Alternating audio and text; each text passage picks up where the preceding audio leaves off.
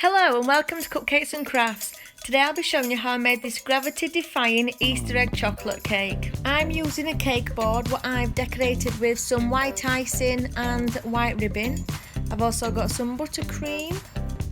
I've got my chocolate cake. I'll be using 2 cakes, some whipping cream, some milk chocolate, and that'll be to make the ganache to run down the sides. I've got a balloon stick which I'm just bending over at the base, and then I'm just going to slide over a chunky straw, and that's just going to provide a structure inside the cake.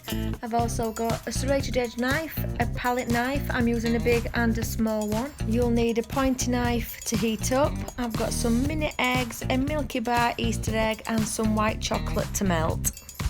The first thing we're going to do is make that chocolate ganache. We're going to pour the whipping cream into the chocolate and pop it all into the microwave for 30 seconds, fetching it out, giving it a really good stir, back in again for another 30 seconds, and it should look nice and smooth and runny.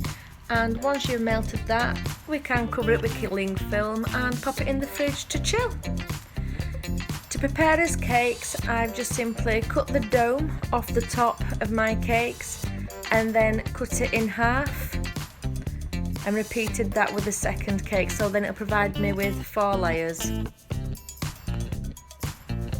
And keeping this cake off the cake board for the time being, I'm just going to stack it, layering each one just with that vanilla buttercream in between each layer. And then I'm just going to give it a really thin crumb coat, and then a little bit on the top, and pop it into the fridge to chill for a little while. And while that cake's chilling in the fridge, we'll prepare our cake board. So taking your balloon stick, you just want to mark where you're going to place it. You want it central, but I placed mine a little bit off, so I accounted for the lean of the Easter egg on the top. And then placing a generous amount of that white chocolate on your marked area. We're going to rest the balloon stick in it. Over the top, slide that chunky straw and fetch that white chocolate up just to support it a little bit. When that's had about 15 minutes to set, we're going to take your cake out of the fridge, find the centre of it underneath with your fingers, and then just simply thread it on.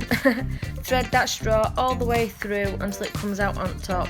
If you prefer to get it dead central, you could always use a kebab skewer or a dowel to mark your centre and then do it that way.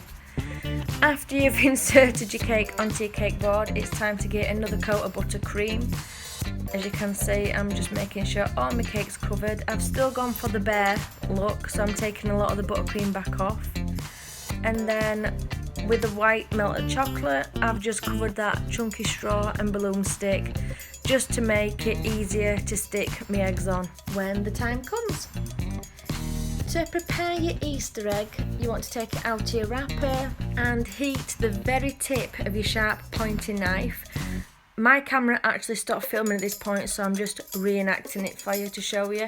So you just put it in gently into the Easter egg and twist your blade until you went all the way through like that. The best way to heat your knife is, if you've got a gas cooker, just to simply hold it over your gas hob.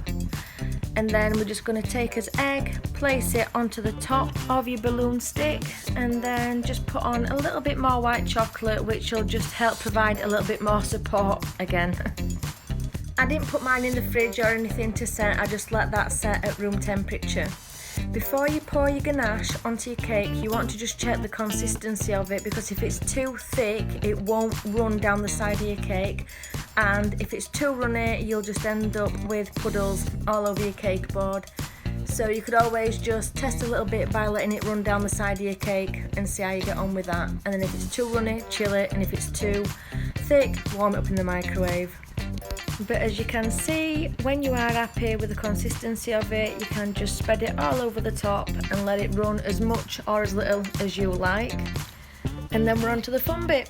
So I've used 3 bags of white chocolate mini eggs in the end, and using that white chocolate, I'm just simply using that to attach them onto the stick. As you can see, I'm working from the base upwards, and at the bottom it's wider to give me more support and more leeway onto where I can place the eggs. When placing the eggs on the back of the straw, I did tend to cut them in half lengthways Not so much for the weight, but just so it didn't look odd, the illusion of it, if that makes sense. And again, I cut some of the white mini eggs up when I got right to the top, just to make them fit in on that very last layer, as you can see. But you'll just keep on working on your cake until you're happy and you're satisfied with how it looks. When I were happy with how mine looked, I decided that I wanted a little bit of something on the cake board, so I just placed a few random eggs. And then, as you can see, there's a little bit of mess just there on the top where one of the eggs shells what I had cut fell into the ganache. So I've just covered that up with an egg, and then there's a little bit of milk chocolate there on the cake board, which again I just placed an egg over to hide that mistake. And there you are, our gravity defying white chocolate Easter egg cake. Thank you very much for watching.